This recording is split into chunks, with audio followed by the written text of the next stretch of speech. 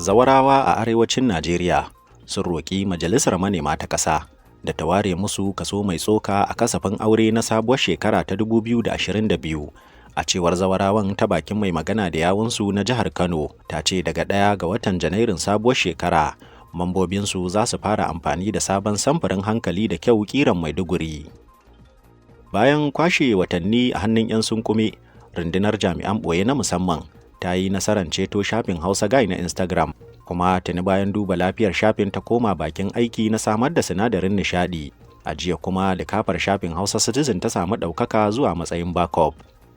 Dankalin Hausa ya fara rama wulakancin da ya sha a hannun talakawa na tsawon shekaru. Jami'an ɓoye sun gano yadda dankalin ya fara samun tarba mai kyau a yankin masu kuɗin Najeriya. Talakawan Najeriya dai sun daɗe suna nuna wa dankalin Hausa wariyar launi da nuna fifiko ga dankalin Turawa. Kaji, kiwon gida da gidan gona sun baiwa masana'antar Aƙila lasisin ci gaba da sarrafa 'ya'yansu zuwa dambun nama da farfesu. Sinadarin kayan daɗi da gyara mai kyau da Aƙilan take basu su ne abin da ke baiwa kajin tabbacin ba su yi mutuwar banza ba. Kuma masana sun bayyana cewa amfani da dambun namar Aƙila yana ƙara ƙarfin na'uran kula da kwalamar jikin ɗan adam.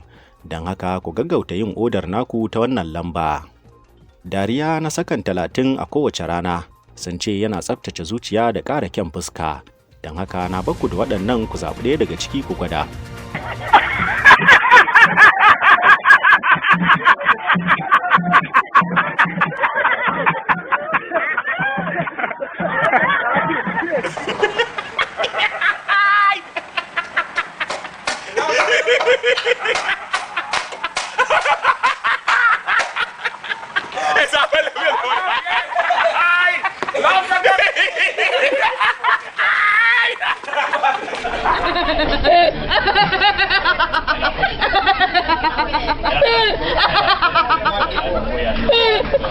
Did it again?